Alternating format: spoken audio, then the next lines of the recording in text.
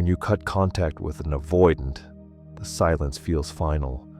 You assume they've moved on, detached, unaffected, maybe even relieved. But beneath that calm exterior is a storm they'll never tell you about. Because when an avoidant loses access to someone they were once emotionally connected to, something begins to shift, slowly, subtly, but inevitably. What they wait for in the silence isn't what you think. They're not waiting for an apology.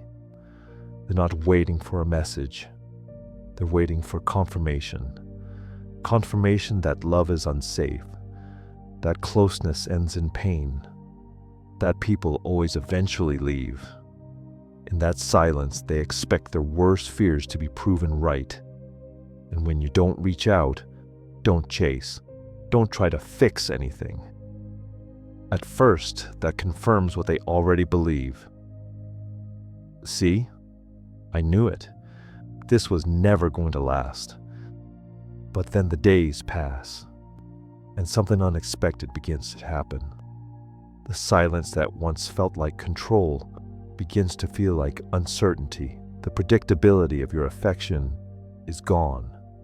The reliability of your presence has vanished. And now, instead of feeling relief, they feel something else, a hollow emptiness. They think about the things you used to say, the ways you reached for them, even when they pulled away, the texts that used to come in the morning, the check-ins after a long day, the tiny emotional rituals that once annoyed them, now feel like distant memories of safety. And still, they won't reach out. Why? Because admitting they miss you means confronting the fact that they might have pushed away someone who actually cared. Avoidants often spend years constructing an identity around emotional independence, needing no one, depending on no one. And yet, when someone like you disappears from their life, that self-image is quietly shattered. Because the truth is, they did depend on you, on your emotional consistency, on the space you held, on your patience. But they didn't know how to receive it. So now they wait, not for your contact, but for the pain of your absence to go away, for the silence to stop hurting, for the gnawing uncertainty to quiet down. They distract themselves with work, with hobbies, with other people, but the mark you left doesn't vanish so easily.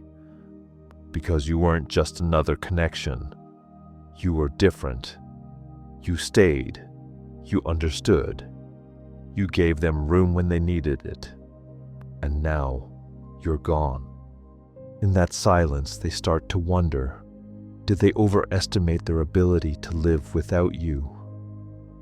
Did they assume you'd always be there, waiting in the wings?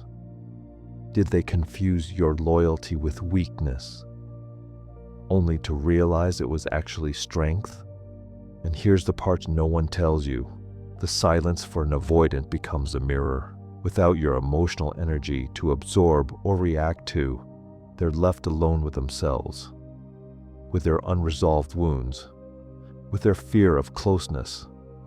And sometimes that mirror is too painful to look at, so they avoid even more.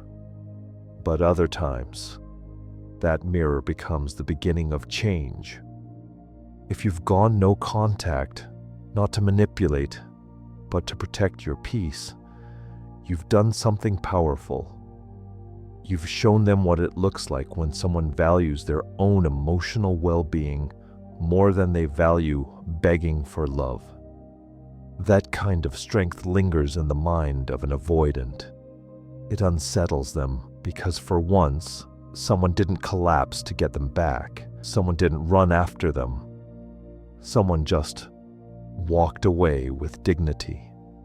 And that image of you holding your boundaries, of you choosing peace, becomes the very thing they can't stop thinking about.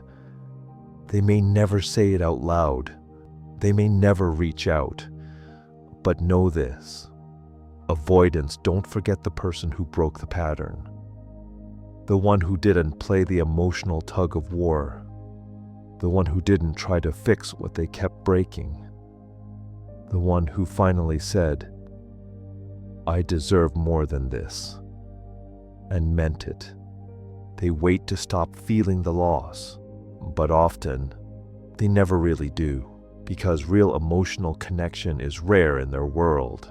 And when they pushed it away and it didn't come back, that absence taught them something their ego never could. You don't have to come back. You don't have to wait for them to understand. But if you've ever wondered whether they felt anything at all after you walked away, they did. Just silently. Just privately. Just in the way avoidants always do. Hidden beneath a mask of calm detachment lies a heart that still remembers you.